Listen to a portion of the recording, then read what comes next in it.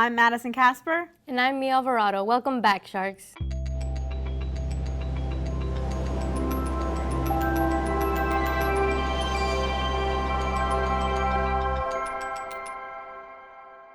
On this episode of Mako TV, we ask our Sharks their thoughts and expectations on the new presidency here at NSU.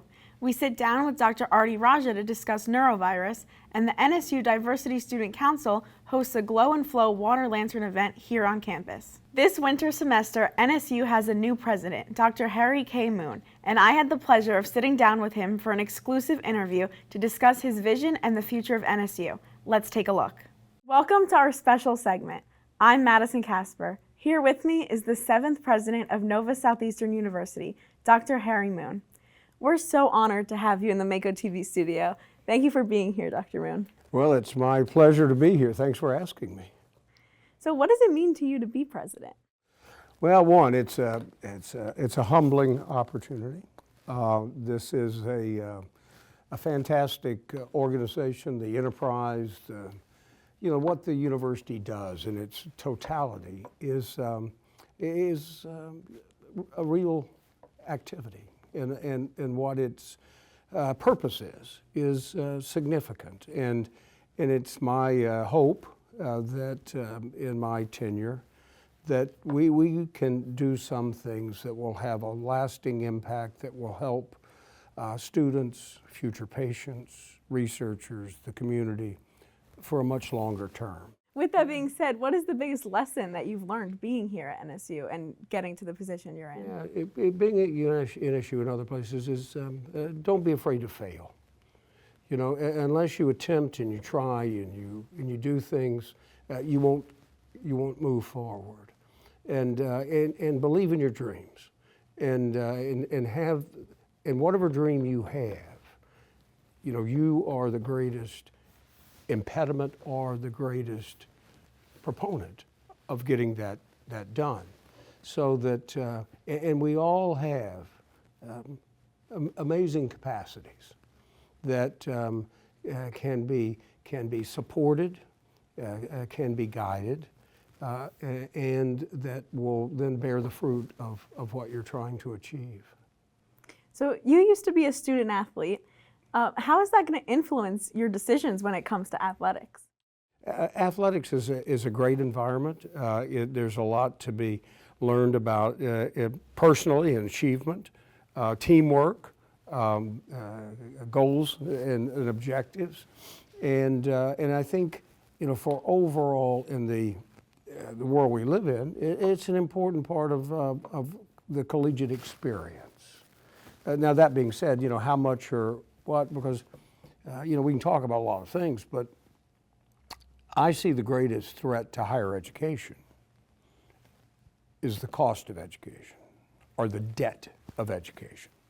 So all the things that we may do that don't reflect on helping compress that cost or have a pathway that reduces the time required to achieve a goal, that has to be our primary objective. What are your plans for NSU Health? Our contributions to the future of healthcare are profound. We today are very good at the educational component. What we lack is the clinical applications of what we do, the actual care of patients, investigations, the research, and the like. We are working very hard to develop a partnership that will expand our clinical exposure, experience in all aspects of patient care, not just on the physician side, the dental side, the nursing side, the pharmacology side, the speech-language pathology, the whole atmosphere, and we'll expand our experiences within healthcare law and the business of medicine, which is there. So we can take advantage of those opportunities to exploit that program. So we've talked about athletics and health. Where do the arts fit in at NSU? We're on the edge of AI, and AI is small today, right? But AI will take us to a place we don't know where we are, where we will be then. We can't see it. We don't know it. What we must do as a university is develop those communicative and interactive skills that are critical to foster our humanism. So those qualities, those experiences come through the traditional liberal arts program, whether it's literature or dance or music or the fundamentals that we know are a critical part of the whole experience and where we will be. If we do not do that, then we risk what many people fear with AI is becoming more of a existential existence, where the depth is shallow and the cliffs are sharp. So with all of that being said, where do you envision NSU as a whole in like the next 5 years? So for us to be successful and to lower the cost ultimately of education, retain and pay the best researchers, the best professors, the best educators, then we have to run it very, very well. So as we do that, we will strengthen the organization as a going concern, so that be it a hurricane or a firestorm or whatever may come along, that we can ensure that this enterprise sustains over time. And with that, in the end, it's what we're here to help all of you acquire more knowledge, help you assimilate that knowledge and utilize that knowledge for innovation, for new discovery, for doing the things that will benefit not only you, your families, our community, and ultimately the strength of who we are. So what's one thing that you would like the NSU community to know about you that we don't already know? Oh, it's not about me. It's about you all. It's about what we're creating and what we're doing. I'm just a catalyst. I'm not and it's my job to find and help get the right people in the right job, get them what they need, and then feed and water them so they can do what they best do. We've heard great things about your vision as the new president of NSU, but who is Harry Moon? I'm a husband for 41 and a half years. I'm a father of 4 great kids that are now grown. I am the grandfather of 3 great kids and 1 more on the way in February. And I'm a man of a bit of faith in that I do believe that there is a purpose in what we do in life, and that I've been very blessed and graced in many ways, and I think of which much is given, much is asked, and that's, I'm not that complicated, and that's it, kind of in a nutshell. Thank you so much for joining me today, Dr. Moon. Well, it's my pleasure. Thanks for having me. Thanks very, very much. This has been our special segment. I'm Madison Kasper. See you next time. Thank you, Madison, and congratulations to Dr. Moon. Next, our reporter Olivia Nur asked our Sharks what their expectations are with the new president at NSU. Welcome back, Sharks. This year we have a new president here at NSU, Dr. Harry K. Moon, and today we'll be asking Sharks their thoughts on the new presidency.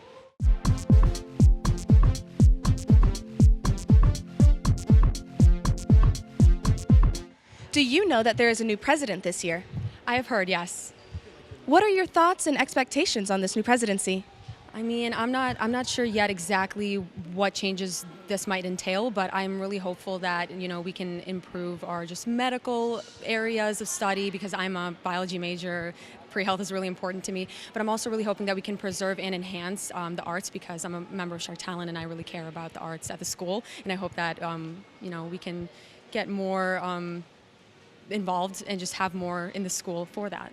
Well, I hope that the new president tries to get the students more involved in sports or athletics, as I think that the last president or the last administration wasn't really doing that. For me, they may need to get more involved in that as for the students to find a balance between everything in their life. I'm gonna answer just based on my major. Of course, in general, I hope it's as good or better as the last one. But for my major in music and arts, I would love to see NSU kind of turn more their eyes towards all the art things going on, maybe try to get more views and eyes of the students here. I know people that still now don't even know we have music majors here, so yeah, I would love to see something about that. I guess my new expectations for the new presidency is like hopefully like solutions to help like attending the school much easier. Because I know like personally for me and a lot of the people I talk to, the biggest concern we have is like finding money to like continue going to the school. And with so much things changing, like it seems like very impossible to keep going here. But what I'm hoping is that there'll be like a ray of light and like probably like new solutions to stay here and keep going and attending. I think one of them is that as a student athlete, I run cross country and track and field here. One of them is to just continue promoting all the teams here and encouraging the Florida community to just come out and support us at all of our competitions, and to even consider potentially building an on-campus track. That would be really convenient for our team especially, because we've had to drive 20-25 minutes to tracks far away from campus, and with that you get a lot of traffic and potentially an unsafe area too. So, but besides that, I think just promoting research opportunities both at the undergrad and graduate levels, and even some more sustainable and healthier dining options. Do you know that there's a new president this year? No, I didn't know that. President Hanbury has recently stepped down, and Dr. Harry K. Moon is taking his spot as the new president. What are your expectations for this new presidency? I think it's going to hit the ground running, and then I feel it's going to make NSU a better place for everyone, and I'm glad to see what he has to do for us. Dr. Harry K. Moon's investiture is January 31st. I'm Olivia Nur with Mako TV. For our sports segment, we welcome our sports anchor, Emily Potter. Welcome, Emily. Thank you, Madison. Here with me for the sports update is Athletic Communication Coordinator Josh Raphael. Welcome, Josh. Thank you for having me. So to start, the NSU men's basketball head coach Jim Crutchfield had an article written about him in The Athletic, which is a sports magazine for the New York Times. And in this article, Eric Spoelstra spoke very highly of him and the program. How does an article like this impact the reputation of NSU Athletics? I mean, it impacts it a lot, because a lot of times you see those articles are written for like the big Division I schools, pro teams. So for Jim Crutchfield to kind of be recognized in that article, it brings a lot of eyes on NSU and a different light for NSU, especially for the men's basketball program. I mean, they've been hooping, they've been playing great, and they deserve all that.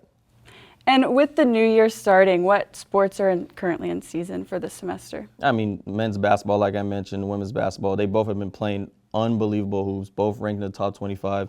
You have swim, who's gearing up for their postseason, chasing another Sunshine State Conference championship. So those are sports right now that are going on. And what are the expectations for those sports that are currently in season? I mean, to keep doing their thing. I mean, they are what Shark Athletics is. You know, they embody success, and I'm looking to see more success come their way. Thank you for being here, Josh. Thank you for having me.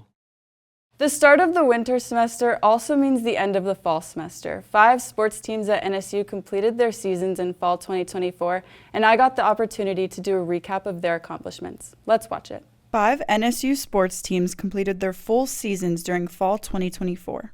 NSU women's soccer made it to the number 3 seed in the SSC tournament.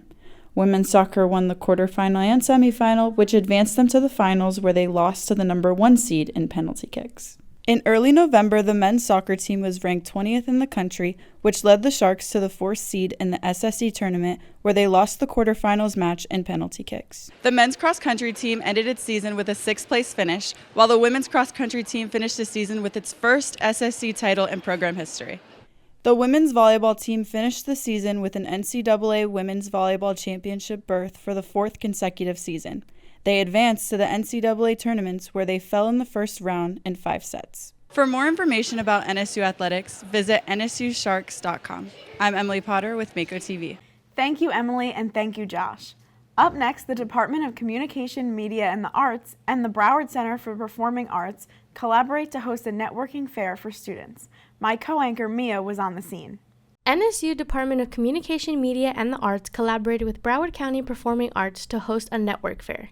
Organizer of the event, Herman Montero's goal is to connect students with professionals. The main purpose of today is really just to do exactly what you see here, which is just kind of connect students that are interested in the arts, as well as the professionals that are out there looking for students to hire.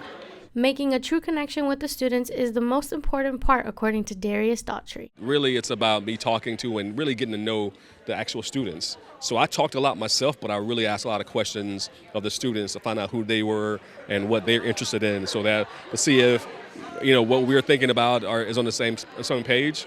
So it wasn't a whole lot of me preparing for them. It was making sure that I had real authentic connections with the students. Being a part of the theater community, students express the importance of this fair. I feel like anybody who wants to create art or just be a part of that world, to give something to everybody, just be so immersed. This is a chance to get your get your name out there, get experience, and it can all be scary and a little intimidating at first, but if this is something you guys want and everything, I feel like everybody should get involved in this as best as possible as they can, because there is a lot of jobs for everybody, and we're all just trying to find a place in it. I mean, the theater world is very, I don't want to say cutthroat, but it is, and not a lot of opportunities are presented to theater students, especially in places where, like South Florida, that doesn't have a lot of opportunities. So where there are opportunities, you want to know about it, and these theater companies coming out and kind of presenting those opportunities to us are very important, because not a lot of the time you're going to be able to know who to speak to, so to just be given that information straight up at a career fair is very important. Angelina Zuccarelli shares advice for other students who want to go to networking events. I think just to, never stop trying to put yourself out there. I think that, if you have something that you want to do, to just constantly go out, look for new opportunities, and, don't stay complacent. But yeah, I think that these events are really important, and I think that they should definitely keep happening on bigger scales with more companies, and yeah, I think it's really helpful. The NSU Theater Department hopes to hold more events like this one in the future. I'm Mia Alvarado with Mako TV. How was the event?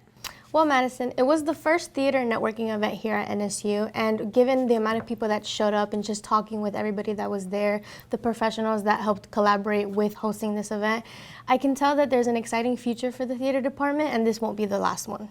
That's nice to hear. Up next, Madison sits down with Dr. Aubrey Raja to discuss norovirus and its most recent outbreak. Welcome to the first health update of the year. I'm Madison Kasper. Here with me is Dr. Aubrey Raja, Mako Media's Science and Health Advisor. Welcome, Dr. Raja. Thank you, Madison.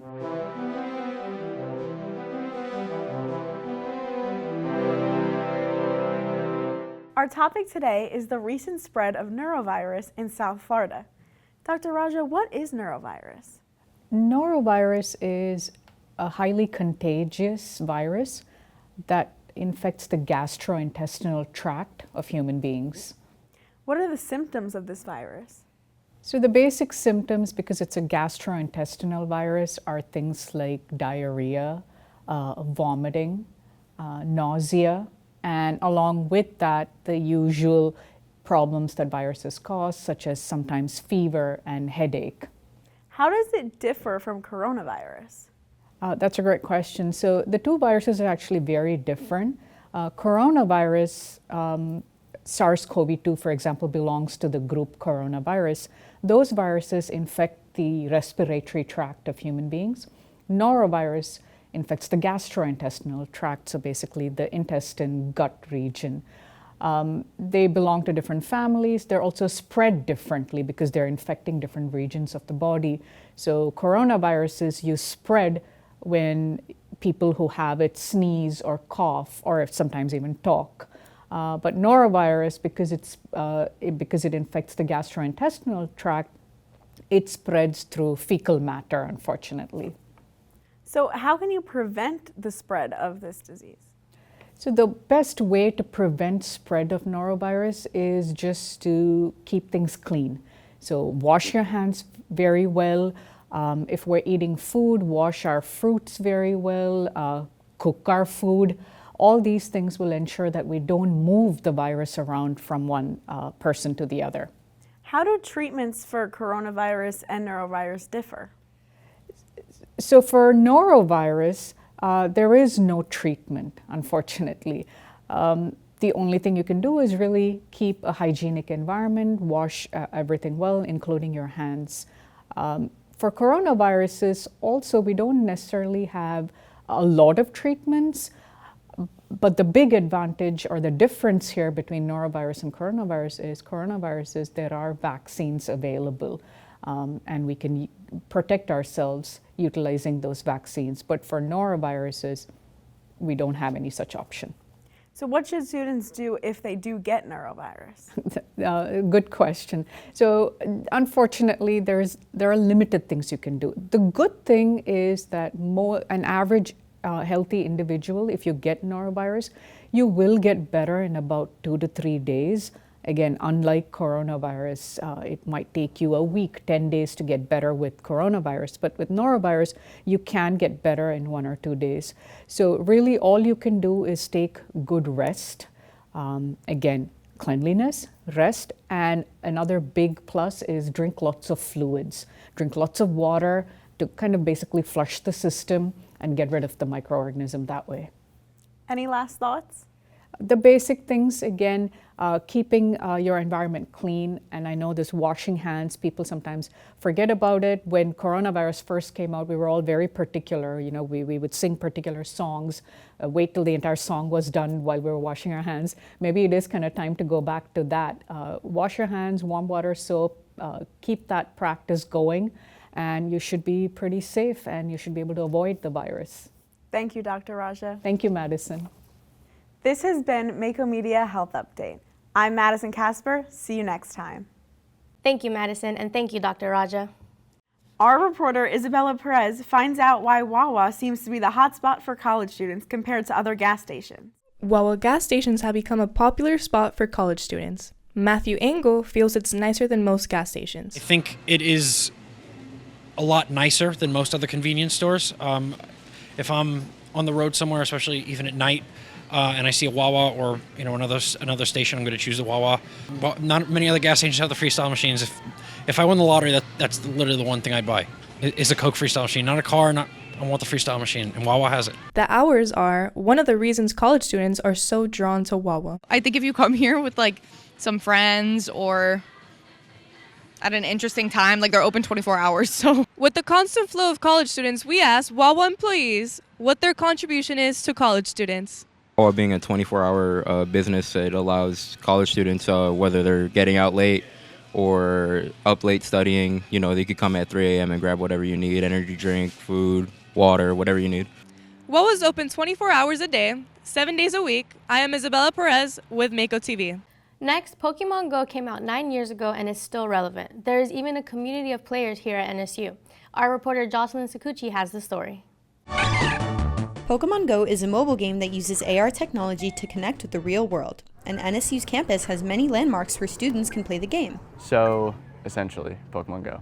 You walk around and play in-game, but in real life, it's like there are things in the game that are represented by photos or stuff that's in real life. So here on campus, you can walk around and go to the library, and that's something called a Pokestop, where you can spin it and get items from. On campus, there are more than 20 Pokestops, and there are 5 here in the UC alone. One of them is the Starbucks right behind me. Pokemon Go has over 80 million monthly players, many of whom are college students. It's a nice little extra thing to do, and it's also a very nice community thing. Me and my friends, we go on Pokemon Go walks, where it's just an excuse to go outside, honestly, walk around for an hour and a half, 2 hours, talk, catch up. It's just good for the soul, I guess. With NSU having so many spots to play, players are able to easily build up their Pokemon collection. I think my favorite aspect would have to be that feeling of finding something, or especially finding a Pokemon or evolving a Pokemon that you just have had for so long and you've been putting so much time into a project. For Pokemon collectors, the most coveted critters are shiny Pokemon.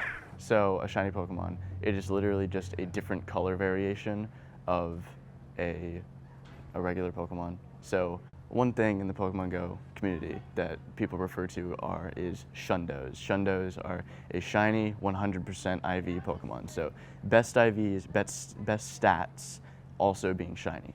Really hard to get. But I have one, and I got one freshman year, so that was like 3 years ago. A shiny 100% IV Spheal, and I evolved it to a Walrein, which I love. Probably the rarest Pokemon in my entire collection. We spoke with game studies professor Dr. Melissa Bianchi to find out more about why college students love Pokemon Go. You know, you find yourself on a college campus, you want to connect with other people, and if you're into that game and you see somebody else into it, you want to have a conversation. You want to talk about what they're doing in the game. I also think that some of the game mechanics lend themselves to like having interactions. So like the draw of the raid, where there's that rare Pokemon you want to go fight and get, pushes people into the same sort of spaces, and then from there it's sort of like a natural conversation starter. As of 2024, Pokemon Go is the 8th most profitable mobile game in the world. I'm Jocelyn Saccucci with Mako TV. Thank you, Jocelyn. Joining me, I have NSU Coordinator of Fraternity and Sorority Life, Malik Smith. Welcome, Malik. Thank you for having me here. What is Fraternity and Sorority Life here at NSU? Fraternity and Sorority Life are socially Greek-lettered organizations where our students get to join and be a part of a big community here that gets to engage in the community, increase their academia, and overall just be a part of a brotherhood or a sisterhood. And what are some of the events coming up this semester? So coming up today, we actually have our FSL pool party going on at Rolling Hills Pool, and then some things we have coming up is our Day of Service and our FSL Summit. And where can someone find more information about Greek life and these upcoming events? Of course, you can always visit our website, which is nova.edu/FSL, or you can always visit our Instagram, nsu.FSL. Thank you for sharing, Malik. Of course. Joining me for our arts update, I have Jocelyn Saccucci, reporter and senior editor for Mako TV.